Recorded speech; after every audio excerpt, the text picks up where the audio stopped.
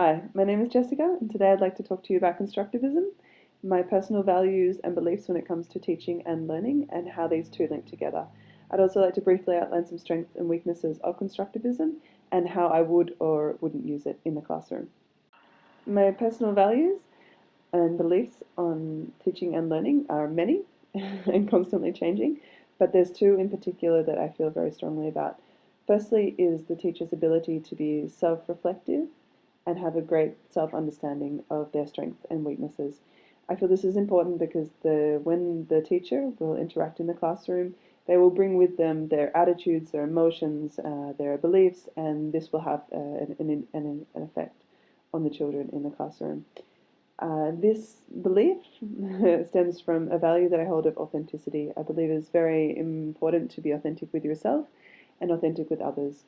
Having authenticity can help to create good relations as it opens up an intimacy, as people feel that you're not or holding anything back. Children are also very good at picking up inauthenticity, so it's very important. The second value that I hold that is interconnected with the first is that it's a teacher's role to help the children to think how to think and not what to think. So the importance of helping the children create a critical mind that can question ideas and attitudes and the world in general. This actually helps with developing their metacognitive abilities. And with the metacognitive abilities, we can reflect profoundly on ourselves, our own actions, how we're interacting with others, and this can lead to us to be more aware of what actions do or don't help us to be happy as human beings.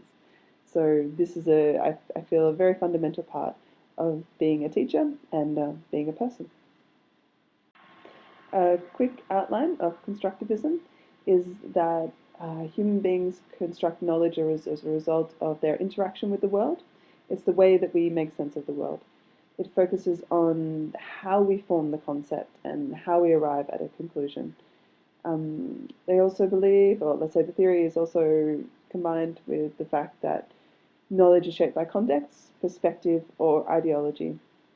So we're always seeing things through a certain light, whether that be the fact that we're human, or the fact that we have an ideology, or the fact that we have a certain understanding of the world.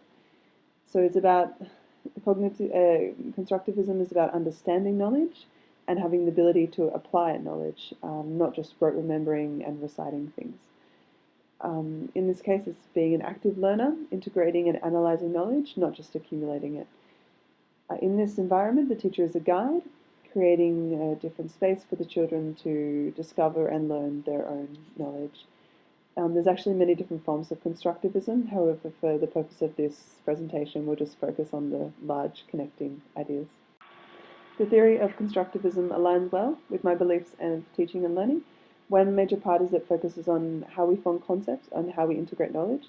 It's focused on understanding the nature of knowledge and how we accumulate it and how we integrate it. This is really important for understanding self-reflection and also for teaching how to think, not what to think. The goal is to teach someone, for example, not to teach somebody a particular version of history, but to teach someone how to think like an historian. To be able to do this, the teacher has to be self-reflective, to understand how his or her mind is working when they're thinking like an historian, to be able to help the children to understand this. And when they have a new cognitive tool that they can set up other knowledge and other learning experiences, rather than just having some dates to remember in their mind. I also really relate to constructivism with the role of the teacher as a guide. I believe in helping others to discover their form of knowledge and their way of understanding. We all can understand things from a different way, and we all have different life experiences that helps us to learn also in different ways. This also connects me with one point of constructivism that can be a little bit difficult, which is the subjectivity of knowledge. So when I say that I want to help children to arrive at their own understanding of knowledge, it's not that everybody's idea has the same level. Some people can make wrong ideas about certain knowledge, but is to understand that Every view is valid in the sense that we have to try and understand it, understand how they arrived at the conclusion, and to see maybe any errors in logic that may have made along the way.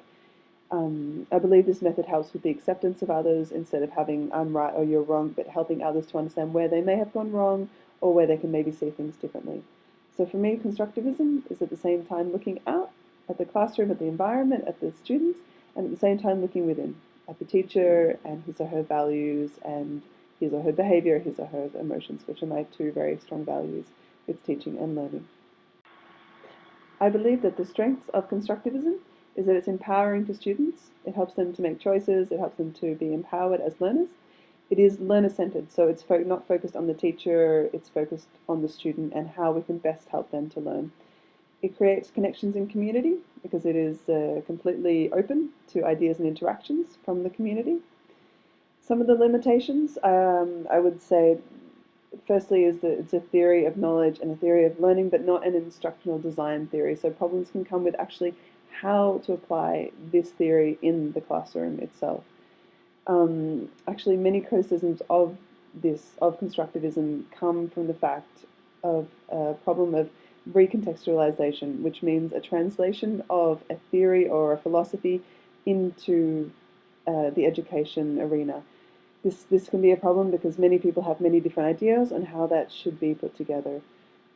Also, a limitation in this way can be a teacher's personal values and beliefs. If they don't believe in constructivism, for example, the subjectivity of knowledge or other ways in which constructivism looks at the world, maybe they have issues trying to integrate constructivist attitude into their classroom, and maybe they would be better being an authority figure in the classroom and teaching children in a direct way rather than having discovery learning or these kind of things in the classroom. Another way in which it has a big issue, let's say, is trying to grade the students and to actually outline what and how they've learned. Because in a way, constructivism is always growing, is always changing, is always learning, and everything is subjective to the students. So this can also be an issue. Constructivism in the classroom. First of all, I would use what is called authentic learning. So this is putting a situation into a learning into a real world context. For example, I would use mathematics in a cooking class to show children how actually they can apply mathematics in their real everyday life. The next part I would use is multiple perspectives. So I would take a subject which can be integrated in different ways. Like again, mathematics you could have from cooking, you could have from construction perspective, from an economic perspective. It involves teaching children a different way to see things all the time and also having different sources of information. Another way in which I would apply this into the classroom would be collaborative learning.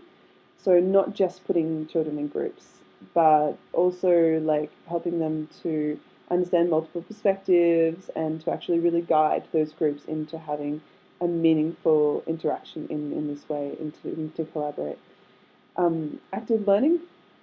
I could use collaborative learning and active learning together, maybe putting them in groups, understanding that they have a problem, maybe so we could ask them, okay, how are we going to keep rubbish off the beach and pollution? And then guiding or helping the group to understand how they could put different theories or different understandings together to create a guideline on how we could actually solve this problem.